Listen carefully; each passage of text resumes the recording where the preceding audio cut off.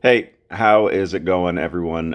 For those of you who don't know, my name is Eric Pettigo. I'm the guy who started this league, and it came about kind of funny. I just thought it might be fun to play in a grown up league, but not with like 20-year-olds because when I was in my 20s, I played in some rec leagues, and it was a lot of fun, but physically we're not there anymore. So I know there's a lot of people in our demographic that still love to play basketball. And I wanted to start a league that we could all play in and kind of have some fun and not have to worry about being reminded that we're not in our athletic prime anymore. But I wanted to go over a few things with everyone because we are less than 2 weeks away from tip off, from week one. Super excited. For starters, I want to thank everyone for signing up, and I wasn't sure. Man, hopefully we can get some teams. And it took literally like 3 or 4 days, and we had 10 teams committed and ready to go. And I didn't even advertise this. I just posted it on my personal Facebook page. So I was completely blown away by that. And we are at 10 teams this year. I'm not sure in the future if we're going to try to expand it a little bit or what. But anyhow, another story for another day. But I just kind of wanted to go through some things, kind of what to expect, talk about the rules a little bit and how we're going to do all of that. For starters, I feel like, we have to be able to, we have to foul out, right? We can't just have unlimited fouls. But I thought six would be, I guess, more appropriate than five. We are a little bit older. We might get a few more fouls called on us. And I feel like, if for some reason we only have maybe 6 or 7 people who show up in a given week for our rosters, then I don't want to be in a situation where, we foul out and we don't have, 5 active players. So give everybody that one extra foul, and hopefully that kind of helps with all of that, and we'll see how that goes. We're going to have 4 quarters. I've had a lot of people ask, we're going to do 2 halves, 4 quarters. So we're going to do 4 quarters, 8-minute quarters. It will be running clock except for the last 2 minutes of each half. So the last 2 minutes of each half, we will stop the clock for out of bounds plays, fouls. Anytime there's a stoppage, the clock will actually stop for the last 2 minutes. Timeouts, we are going to allow 1 full and 1 30-second per half per team. I know that doesn't sound like a lot, but we have to kind of keep things going. I'll explain that here in a minute a little bit more. But 1 full is going to be 60 seconds. A half is going to be 30 seconds. Right? So use them sparingly because you don't have many. Between the quarters, I'm only wanting to do about a minute and a half rest between quarters to get back out there. Right? And kind of what's going on here is I have the community center booked from 1 p.m. to 6 p.m. every week. And it's a pay by the hour thing. And we have to make sure that these games are starting every hour on the hour, right? Because if we go over, then I got to pay more money to rent out the gym. And the way that I did like the entry fees and everything, it basically everything evens out. So we have about the exact amount of money that we need to pay for gym rental and pay for referees. So if we go any longer than that 5 p.m., we don't have much room in the budget to pay for that. So that's why we don't have longer timeouts. That's why we don't have more time in between quarters. We kind of have to keep things moving. Now, I will say that, the earlier weeks are going to tell us a lot about, how the time goes with these. If we're having like a game end and then the next game doesn't start for 20 minutes, 15 minutes, 20 minutes, then we know, okay, maybe we can tack on an extra 30 seconds or an extra minute between quarters or give you a little bit longer of a halftime. But for starters, this is how I think we're going to do it. to make sure that we're not running over our time. Um, we have referees for every game, and these are real referees. These, it's not like local teenagers or just some buddies of mine. I reached out to actual IHSA referees. I've got them signed up. I've already given them their schedule. They are getting paid. So this is legit. We have good referees here to do these games. And I've talked to all the team captains individually, but I kind of want to make sure this gets out there to everybody. We have to treat these refs with respect, right? So the arguing, the complaining with the calls, if a ref blows a whistle and that's the call, that's the call. You're not going to overturn it. So let's obviously they're going to make mistakes like everybody. If they miss a call, they do. I know it's going to get competitive and fiery out there. As much as we say, let's just have some fun and play some basketball. I get competitive too. I know, I understand, but we cannot be mouthing off to these refs. They are doing us a favor by coming out here and reffing our league for us. So let's please not chase them off, because it's not easy to track down more. So, and I've already let them know, hey guys, I'm emphasizing referee treatment to the whole league. And by all means, if anybody's getting out of hand, mouthing off too much, the referees know that they have absolute authority to tee you up and toss you if need be. If you do get, please don't do it, but if you do get 2 technicals, you're going to be ejected and you won't be able to play the next game. So anyhow, I'm hoping with the age range that we're in, that we're all mature enough to kind of not belittle the referees or yell at them or argue with them, and just, if they miss a call, just kind of take it on the chin and move on.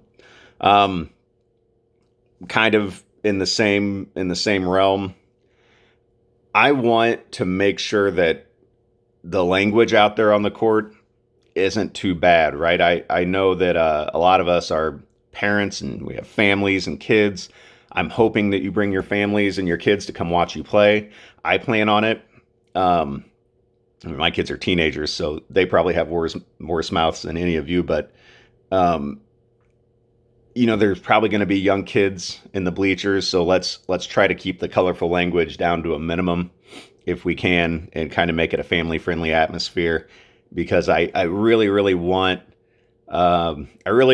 people there watching us. I think that'll make it more fun. Warm-up time between games is going to be determined by how much time, because we need the games to start every hour on the hour, like I said earlier. So, if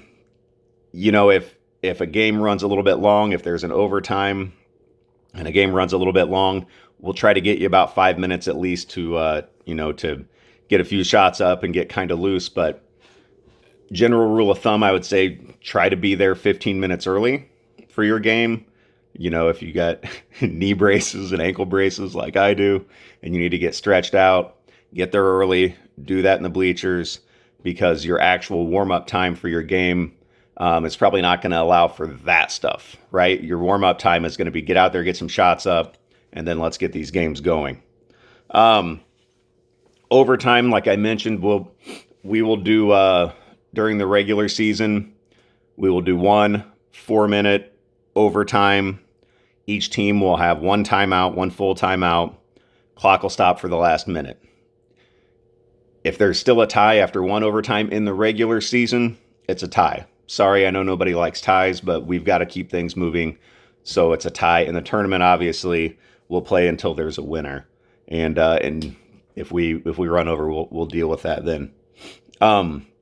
What we really need is, we need people to help with the books and run the scoreboard.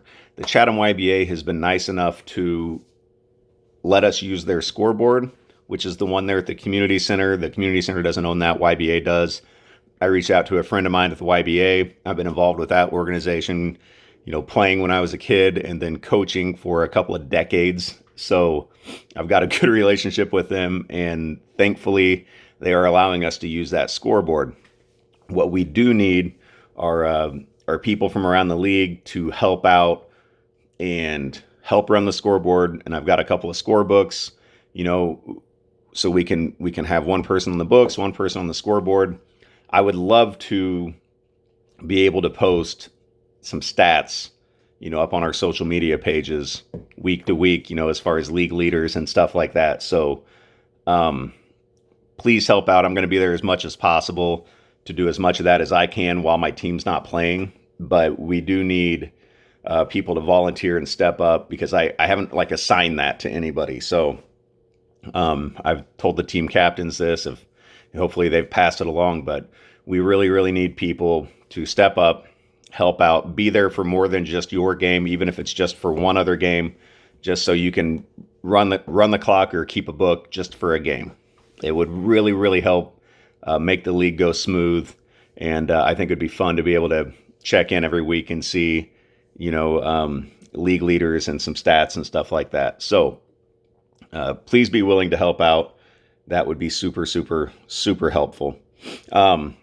I mentioned social media, so we have a Facebook page, we have a Twitter account, and we have a YouTube channel.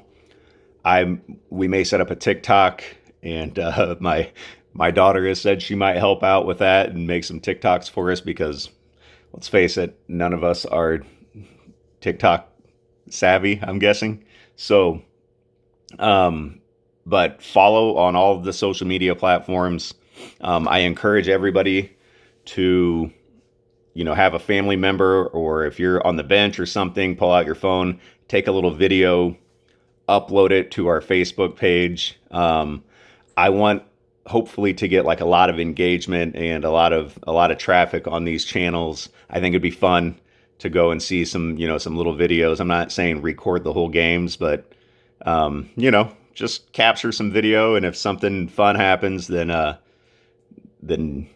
post that online somewhere. I think that would be cool. A couple of things that happened. The community center accidentally on week 7 of our league, which I believe was June 5th. All of our games are on Sundays, but on week 7, they accidentally double booked that Sunday. They had promised it to somebody a year ago before they told us we could have it. So on week 7, our games are going to be on Saturday. So I believe that's June 4th instead of June 5th. So be aware of that. Hopefully it doesn't mess with anybody's calendars or schedules too much, but nothing else we could do but just play the games then on Saturday instead of Sunday for week 7. And then also, we decided to have our tournament because we're a 10-team single elimination tournament. There's going to be, I think, that comes out to like 9 total games. Originally, we were going to do it, Sunday, which would be like the 10th week, and then the following Sunday, which would be the 11th week. But that following Sunday was the 4th of July weekend. So what I thought we should do instead is just have the tournament back-to-back days, Saturday, Sunday, week 10. So that's what we're going to do. So tournament's going to be Saturday and Sunday, the 10th week, and it's not going to go over to the 4th of July weekend. I figured that would be less of an inconvenience than trying to play games on Sunday, July 3rd, the day before the 4th of July. All right. Subs. I mentioned before online, and I read when I sent this out to all the captains, but I wanted to tell you guys, the rosters that have been submitted, we need to try our very best to stick to those rosters. Obviously, I would rather have, full teams and people be able to actually play. So if you have to bring in a sub for a week or two because, somebody can't make it, a couple people can't make it, that's fine. That's totally fine. Just as long as obviously they meet the age criteria, which is they have to be at the very least turning 30 this calendar year. So try to keep to the original rosters that were submitted. But if you have to make a sub, we're not gonna be like super strict about that. But try to obviously only do that if necessary. We're not trying to bring a bunch of ringers into if you come out and catch a few losses, I don't want you, okay, well, now we need to find some ringers and switch out half your roster with some old D1 players or something. And then, don't want to necessarily like do this part. I assume, honor code, everybody is the age that they say they are, but just, I think, for all fairness, we should probably check IDs just to make sure everybody does in fact fit the age criteria. I think if I do that, it eliminates anybody coming back to me later and saying, "Hey, I don't think this would happen," but just um, I'm trying to kind of get out in front of every possible scenario, which is, hey, I don't think this person is old enough to be in this league. At least they don't move like they are. So I'll probably check IDs, week one, and then if any subs come in that aren't on the original rosters, have them bring an ID just to show that they are in fact old enough to play in our league. Last thing I want to mention for now, just try to have some fun, right? I mean, we want it to be competitive and everybody wants to win, but let's not take this too seriously. Let's just have a good time out there. This is a pretty unique and fun opportunity. As far as I know, there haven't really been any leagues like this that I can remember. So an over 30 league that is kind of all inclusive, men, women, whoever wants to play. I don't know. I'm excited. I think it's going to be a lot of fun. So I hope you guys have a lot of fun too. Any questions, reach out to me. And aside from that, we will see you guys in 2 weeks. Thanks.